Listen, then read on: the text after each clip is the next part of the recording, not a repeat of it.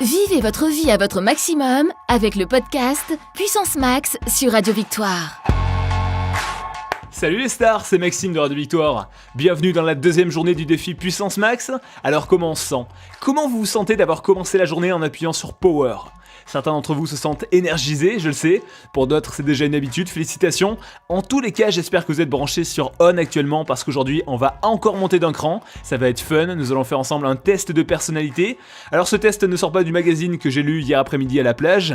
C'est un test qui a franchi 2400 ans, et ouais, rien que ça, pour se présenter à vous aujourd'hui et vous révéler quelque chose d'intéressant sur votre tempérament. Vous connaissez le principe du défi Puissance Max, dans la série vous fonctionnez comme une radio, une autre touche intéressante sur laquelle appuyer, c'est le menu. Et le menu, qu'est-ce que c'est ? Eh bien le menu, ce sont vos traits de caractère, en un mot, c'est votre identité. L'identité, comme son nom l'indique, c'est ce que vous êtes capable de reproduire à l'identique chaque jour en termes de comportement, et c'est ce qui fait que certaines personnes en vous voyant vont vous percevoir comme une opportunité, comme quelqu'un de spécial. Et ainsi vous allez être capable de mieux vous vendre. Donc aujourd'hui nous allons appuyer sur le menu de votre radio. Et pourquoi c'est important de prendre le temps d'appuyer sur le menu ? Parce que soyons francs, en apparence le menu c'est quand même le truc chiant que personne ne veut regarder parce qu'on est pressé de s'amuser, d'écouter de la musique. Eh bien, déjà, c'est important de prendre le temps d'appuyer sur le menu parce que vous ne voulez pas vivre la vie que les autres ont décidé pour vous. Ce que vous souhaitez, c'est paramétrer votre plus belle identité de leader. Et le problème, quand vous ne le faites pas et que vous oubliez qui vous êtes, c'est que vous disparaissez dans la masse. Et c'est un phénomène assez répandu. Et dans plein de domaines, on a l'impression d'avoir affaire à des robots qu'on a bien formatés. On dirait un peu l'attaque des clones dans Star Wars. Mais vous n'êtes pas ce genre de gars-là ou ce type de nana-là. Vous n'êtes pas un clone puisque vous êtes à l'écoute de Puissance Max en ce moment et c'est le signe qu'il y a encore de la vie en vous. Voyons comment vous pouvez développer davantage votre style pour vous sentir pleinement aligné et confiant au quotidien. Alors qu'est-ce que vous avez dans votre menu ? Pour construire une identité forte et qui sort du lot, il y a 6 paramètres à prendre en compte. Je vous mettrai la source de l'information et le détail dans l'article en complément de ce podcast. Là, on n'a pas le temps d'aller dans tous les détails de votre menu, donc on va seulement se focaliser dans ce podcast sur un aspect de votre identité qui concerne votre tempérament. Ce que je vous propose maintenant, c'est un petit test de personnalité, et ce qui va être intéressant, c'est que vous allez vous reconnaître, et vous allez comprendre pourquoi il y a des personnes avec qui le courant ne passe absolument pas, et pourquoi vous êtes sur la même longueur d'onde que d'autres personnes. C'est comme si avec certaines personnes, la communication était plus fluide qu'avec d'autres. Vous l'avez remarqué déjà, n'est-ce pas ?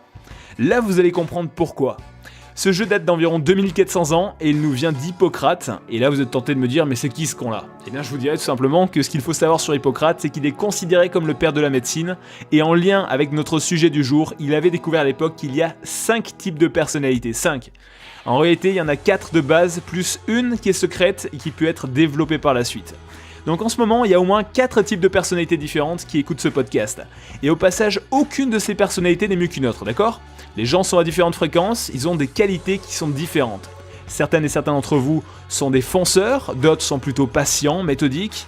Il y a celles et ceux qui sont créatifs et passionnés par les idées, ou encore celles et ceux qui sont altruistes et résolument tournés vers le monde. Et si vous êtes suffisamment observateur, vous allez voir en fait que ces personnalités peuvent être très complémentaires. Et en avoir conscience vous permettra de mieux communiquer et de mieux vous affirmer au sein des groupes.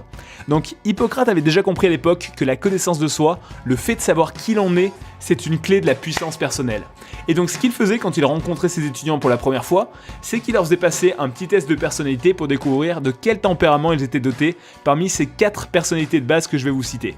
Et pour les différencier facilement, Hippocrate les a représentés sous la forme de 4 signes, parmi lesquels le feu, l'air, l'eau et la terre. Ces 4 signes représentent des traits de caractère différents. L'idée c'est que nous avons tous en nous ces 4 éléments, mais on en a un en particulier, on a un signe qui ressort vraiment plus que les autres. Donc prêtez attention parce que je vais vous donner une situation concrète et vous décrire l'attitude et le comportement des signes eau, feu, terre et air dans cette situation. Et vous allez vous reconnaître dedans, à un moment vous allez être capable de dire « Ah ça c'est moi ça ». Et vous allez même reconnaître des personnes de votre entourage. Donc pour trouver votre force et votre signe, la question que je vous pose c'est la suivante. Si vous êtes amené à partir en voyage, comment vous y prenez-vous ? Quels sont vos premiers réflexes ? Allez-y, représentez-vous en situation. Eh bien, si vous êtes marqué par l'élément eau, avant de partir en voyage, vous êtes quelqu'un qui se pose, qui prend le temps d'étudier toutes les options possibles. Est-ce que je pars en voiture ? Est-ce que je pars en train ? Est-ce que je pars en avion ? Celui ou celle qui a l'élément eau dans sa personnalité va probablement faire un tableau pour étudier les différentes possibilités, faire son budget prévisionnel, et surtout, une personnalité qui a l'élément eau déteste l'imprévu. Elle va rechercher la sécurité et le confort avant tout. En bref, c'est quelqu'un qui a pris le temps de bien tout analyser et de réfléchir sous tous les angles. Quand il ou elle part en voyage, c'est du sérieux. Ensuite, il y a le signe du feu. Alors celles et ceux qui ont l'élément feu dans le sang, c'est tout le contraire. Quand vous partez en voyage, vous y prenez souvent la dernière minute, et d'ailleurs là je pense qu'il n'y a plus personne qui est feu qui m'écoute en ce moment. Dès qu'ils ont entendu parler de voyage, ils étaient intenables, et ils sont déjà partis sur un coup de tête. Remarquez que c'est très dur de maintenir l'attention des feux. Ils trouvent toujours que c'est trop long, ils ont besoin que ça bouge, ils ont besoin d'aller à l'essentiel, de passer à l'action et de voir du concret. Ensuite, certains d'entre vous sont marqués par le signe terre. Alors les terres sont des gens très fidèles, ils sont très attachés aux gens, ils privilégient la tradition. En voyage, il y a de fortes chances qu'ils partent là où ils ont déjà leurs habitudes, mais surtout celles et ceux qui ont l'élément terre en eux sont capables de faire passer les besoins des autres avant les leurs. Et ils sont très attachés au respect de la famille et de l'environnement. Donc s'ils organisent un voyage, les personnes qui ont le signe terre vont veiller à trouver un lieu qui favorise le bien-être de tout le monde et qui respecte en même temps la planète. Et enfin, nous avons les personnalités qui sont R. Alors là, ce sont les créatifs et les créatifs de la bande. Ils recherchent tout de suite ce qui est fun. En voyage, c'est eux qui mettent l'ambiance. Dès qu'ils arrivent à destination, ils vont chercher les meilleurs coins à visiter pour avoir des souvenirs mémorables. Si vous êtes marqué par le signe R, quand vous partez en vacances, vous recherchez avant tout l'aventure et des histoires à raconter à votre retour. Généralement, c'est aussi celles et ceux qui emportent leurs plus beaux vêtements dans leur valise parce qu'ils aiment bien être vus où qu'ils aillent. Bah oui, quitte à voyager, autant avoir la classe quand même. Et vous avez bien raison. Je vous ai dit qu'il y avait un cinquième signe également, c'est la quintessence. La quintessence, c'est quand vous connaissez votre signe principal, vous savez que vous êtes feu, air, eau ou terre, et vous êtes capable en même temps de développer les autres qualités. Par exemple, vous savez que vous êtes marqué par le signe eau, donc vous êtes quelqu'un de très méthodique et structuré, et en même temps, vous avez développé en vous les qualités d'action de quelqu'un qui est feu, vous développez la créativité comme une personne qui est marquée par le signe air, et vous prenez soin de respecter les autres et l'environnement comme une personnalité terre. En résumé, quand vous avez développé ce cinquième élément, vous êtes assez équilibré et du coup vous avez de l'influence sur tout type de personnes que vous rencontrez. Vous commencez à être en pleine puissance. N'est-ce pas intéressant ? Aujourd'hui, le défi, c'est de trouver votre premier élément majeur parmi l'eau, le feu, la terre et l'air que je viens de vous décrire en situation. Et maintenant que vous avez conscience des 4 premiers types d'éléments qui existent, vous allez même pouvoir observer ces différents comportements dans votre quotidien et vous allez mieux comprendre votre entourage. Et quand vous comprenez comment vous êtes câblé et comment fonctionnent celles et ceux qui vous entourent, vous pouvez commencer à avoir une influence positive sur eux en parlant leur langage. Et ça va vous donner de la puissance dans les échanges au quotidien. C'est à vous de jouer désormais pour développer votre style. D'ici demain, je vous invite à appuyer sur le menu de votre radio et à creuser un petit peu quant à votre identité pour découvrir qui vous êtes réellement au fond de vous. C'est essentiel, je vous délivre quelques pistes pour aller plus loin et créer une personnalité qui sort de l'eau dans l'article en complément de ce podcast.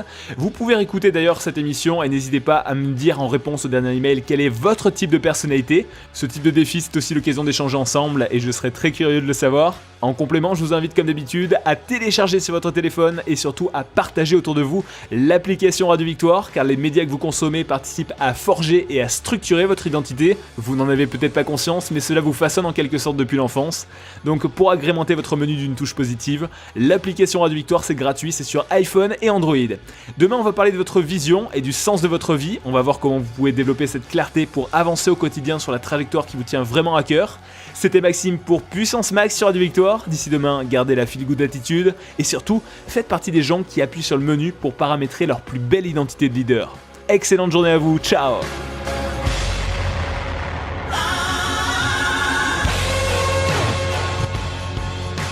C'est à vous de jouer. Prenez les commandes dès maintenant en relevant le défi gratuit 8 jours pour passer en puissance max sur radiovictoire.fr.